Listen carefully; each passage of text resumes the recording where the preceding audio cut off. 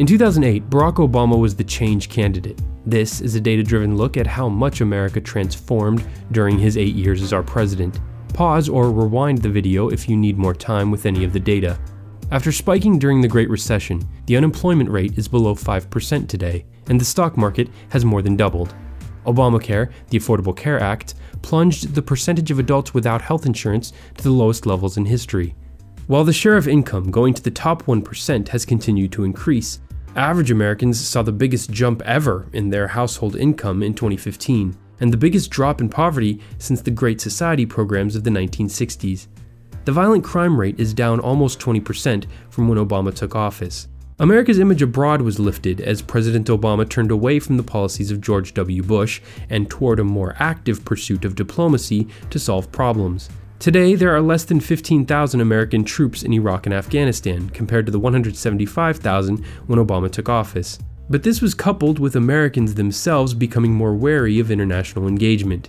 On energy, the Obama administration has reduced carbon emissions by 9.4%, greatly expanded wind and solar power, and cut America's dependence on foreign oil by more than half.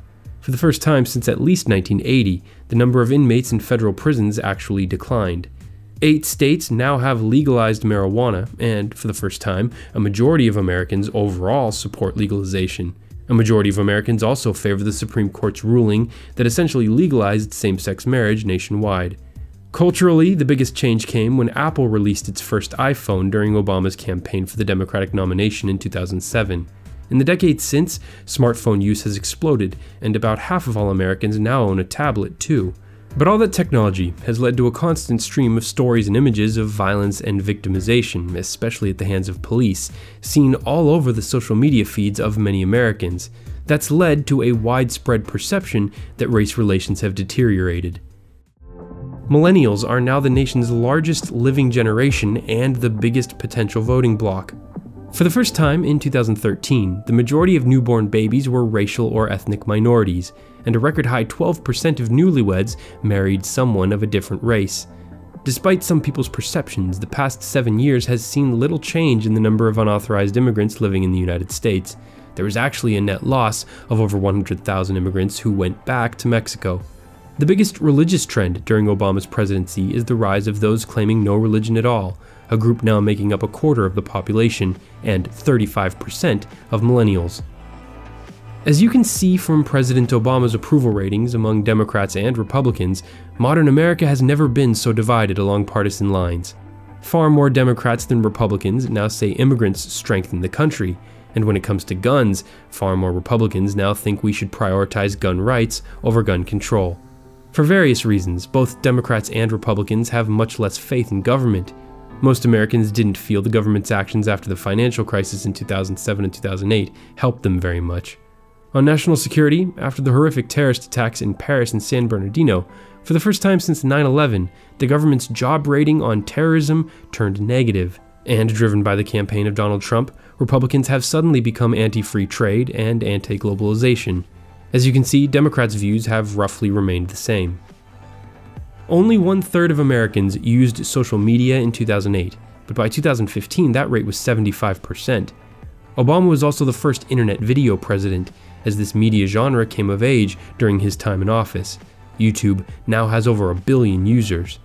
In 2016, more American adults learned about the presidential election through social media than through print newspapers, with 7 in 10 getting their news through a mobile device. 7 in 10 adults also say the media has a negative effect on the way things are going in the country.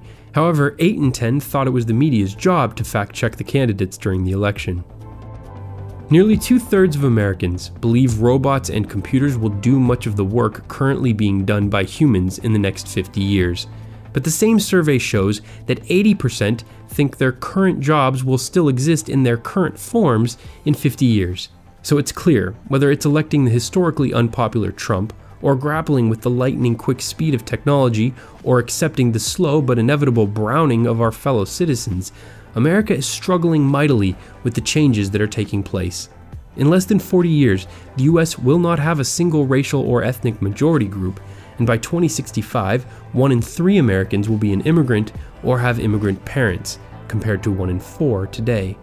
To underscore how Americans are struggling with how to deal with these changes, during the election, Clinton and Trump supporters said that they couldn't even agree on basic facts.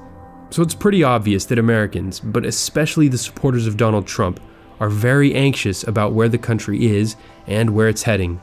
So that's where we're at the end of Obama's time in office. The big question is, where we'll be at the end of Trump's, and when that end will come. Thanks for watching. Like this video to help it spread, and if you're new, subscribe. Until next time, for the Daily Conversation, I'm Bryce Plank.